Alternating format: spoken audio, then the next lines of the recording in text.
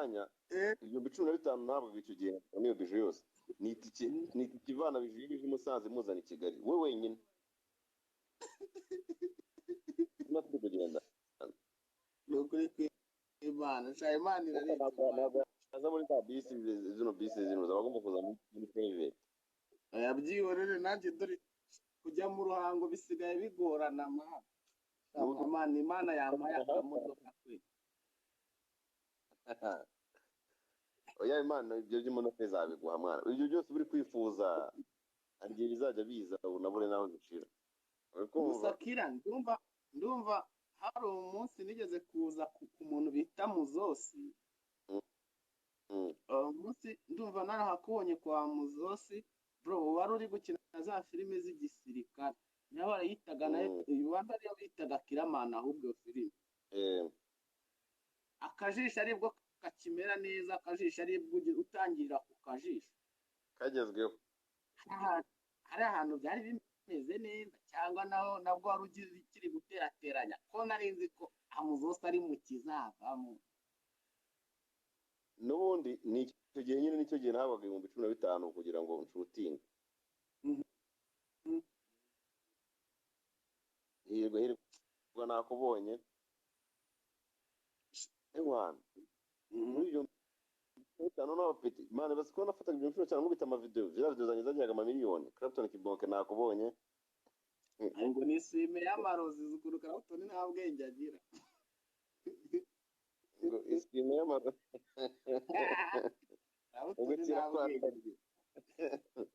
ubwo nashaka ngo muhambe abanyarwanda banyirebe umva mfite ubuzima buke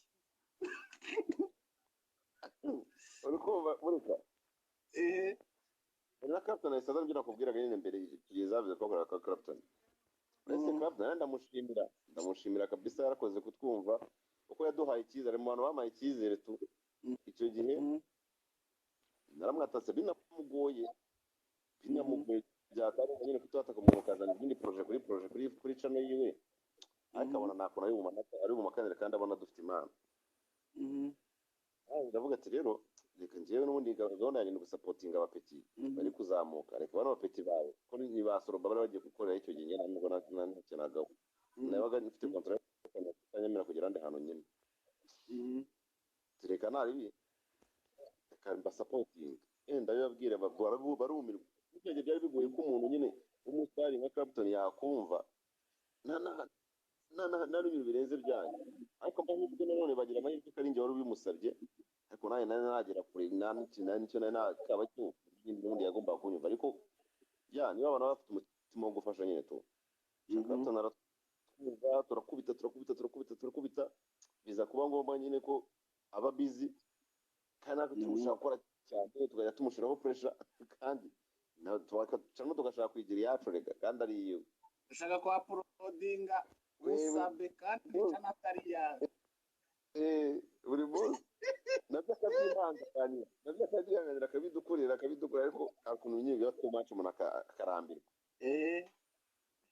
ariko ntabwo tujya turambiwe ahubwo byageze ahangaha ashaka kureka izindi projet zose ashaka gushyira imbaraga mu muturanyi ewana gafaranga yakoze nakubonye yakoze nayo n'umujamanyi twarakinanye kwa gafaranga twarana banyu aranje randi ati rero ngiye gukora indi ngiye kwita ku muturanyi nimbona bimaze gufatisha nzababwira nibo twataga dutangira struggle Clapton yajyaga dukubita n'ibiceri we ntabwo ari ngabo bandi maze dutangira struggle man burika turahiga video y'ibihumbi turwana nazo urukweto rye rwamengamiyeho bazasoroba yajya binserereza ukuntu umuntu agira urukweto ngo rwahengamiye n'agapira kamwe kagahinduka sha ariko bro umuntu akavuga ati byanze bikunze reka siraguringe kano kanya hari igihe tukazafatwa ntabwo ngiye karafatwa ariko at least aho bigeze mwana nimba kwa gatandatu ufite ubukwe kandi nkaba mufite muri sale ibe yihagazeho mu gihugu uretse utekereza ko ndi wa muntu wacyagiye nyine wakubwiye ubwo buzima kugeza zino saha nkaba nemeye nkihandagaza kufiranya mu ishuri sale ingana kuriya hari za miliyoni cyangwa izungu 800 nyine hari aho Imana ikura umuntu kwihangana nicyo muri gushaka kumvika nyine kwihangana k'umuntu nyine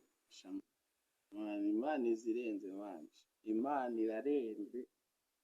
bon okay on top kabisa ya top kabisa Imana iyo bitarenze ikizavamo twagiye dukorera mu Mana wari bukibe ubwo n'ubuzima ushaka ko waraciye muziko nge nuriya muhungu wanjye twashakaga ijana ryo kugira ngo twaporodinge saa sita z'ijoro ijana twaporodingaga mani twatangiye ibiboro natwe dukora ibintu byo kwakitinga mani tukaba buroke tukabura ijana igiceri cy'ijana cyo kugura pake ngo tugure iyo bita ngo jama pake yoro nijoro baguhaga jiga iriya jiga niyo twaporodingiragaho rero ubwo ubwo kugira ngo mani iyo jiga ishire umuzigo utagiyeho twahitaga ubwo twabaga turaburije abo iyo urebye uburyo umuntu mani yihiringa hano kenshi akaba yabona 2,000-3,000 mani ukagira amahirwe abantu 2 cyangwa 3 bakakumenya mani biriya bintu birenze no mvuga n'Imana ibirenze kandi noneho hari n'abantu kuko kuba baragiye badutera ka motivation mani buri icyamamare kishobora kugukubita ka motivation mu buryo kitazi urumva ugasanga ntabwo ari umuntu ushaka kuba yaragufashije cyangwa mu cyo ariko mani uzi uhuye n'umuntu wadanje akakwereka ko ibintu byawe abizi uzi ukuntu uzi icyara wirya ukavuga ati kumbe buriya Clapton aranzi mani ukaba uri ahantu uzi neza kuri guhasuringa ariko ukavuga ati kumbe burya Kiramani aranzi urumva ibyo bintu kandi mwana w'uru ugasanga nyine si wa muntu ushaka kugufata nk'imbeba mani ugasanga muri kuganira yakwicaje ahantu hamwe ari kuganira avuga ati mwana icara hasi utuze ubigenze gutya na gutya nje Clapton yangiriye inama nuko izo nama nge nararebye nsanga ntawe hano wahanutse urumva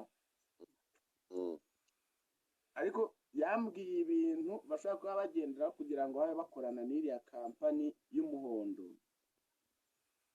nsanga ibyo bintu nabangije guturongera naratorongeye kandi nawe urebye ubuzima bamo n'umuvandimwe bita Seburikoko mani uriya buzima nyine njye nkurikije ukuntu mbayeho ntabwo nawushobora niwe reka ngukoma akantu gatoya wari wabona Clapton ari muri saga ngo yagiye kwa Sabe ngavuga ukuntu Brian yabigenje ibyo bintu ntabwo nibyo agafaranga yakubwiye hari ukuntu uva kuri YouTube nk'umukiriya agomba kuguheza ikiraka akahita nyine abantu bamamaza ukuntu bamera sema turi kugendana abashaka bube nta kintu cy'icyashya kikubaho nyine uwitiwa nyine nabivuga ngo bakumenya ngo uri gusinda ngo ahantu bakubonye izo CV mbi ziri kukujyaho nawe uri kumwamamariza icyo gihe kampani nayo iri gusubira inyuma ibyo ntari none se aba bakire urumva twaba turi option nziza bakwiye kujya biherera ibiraka aba Israel Mbonyi oya nose Israel Mbonyi yakwamaza kampani zose ziri mu gihugu niyo nicyo kibazo bashaka ko umuntu ukora ibintu byo ku muhanda nkatwe cyangwa se showbiz bashaka ko abaho nk'umuntu wo mu rusengero abaho nka Israel Mbonyi nyine nibyo ndi kukubwira nyine ibyo bintu ni Clapton wabishobora urumva ibyo bintu ni Sebu wabishobora urumva kuko we aba afite ukuntu yikaraga ku cyumweru akaba afite ubukwe urumva ejo akaba afite iki Clapton wanjye bafite ukuntu afite udukontara tumwe twanasinziriye tukimupesa urumva ku buryo nyine kuba yafata n'umwanya ngo avuge n'ubusa kuri YouTube ntabwo ibyo bintu yabijyamo ariko twe twasanze ariyo option twicara twikodesha nuko Clapton adahari ngo agusobanurire ntabwo ari option sinaba turi kugendana urukumva ahubwo nibo wabihisemo kuko kuri YouTube dufite options nyinshi cyane nyinshi niyo babona tudakora ibintu bimwe ku bantu hari nawe hari sire yanyu akaba style ya Dumba, akaba style ya Clapton, akaba style yanjye iya Mitsutsu, uko Mitsutsu akina siko Rusina akina siko Nsaba akina siko Nyakusa akina siko Patana akina siko Regis akina, nyine buri wese afite style. Ahubwo tuba tugomba gusuzuma style dufite nta ngaruka zifite. none se ko umuntu uvuye mwana njye nayo mvuye ubukwe bwa buri ryari mani nari ngukumbuye inshuti yanjye wowe azi ugeze izina ryawe rindi kandi urabizi ko wagiye kunzanira ibiryo nari nyiva kuri 10 imutipe mwebwe mushobora kuba mutazi story ye nyinshi turahuranye kabisa yaretse mujye ndamutusa randi mane delivering ibiryo mu bakirisha waro uyu waje no kuneza abantu Burika uje ko Clapton uko umeze biravurwa bigakira. Gusa icyo nshaka kukubwira Kabuto ni wowe reka nkubwire ikintu man I'm proud of you man ubukwe shani bwiza nagize ibyago I'm sorry for that ntago abantu baheruka kubona nawe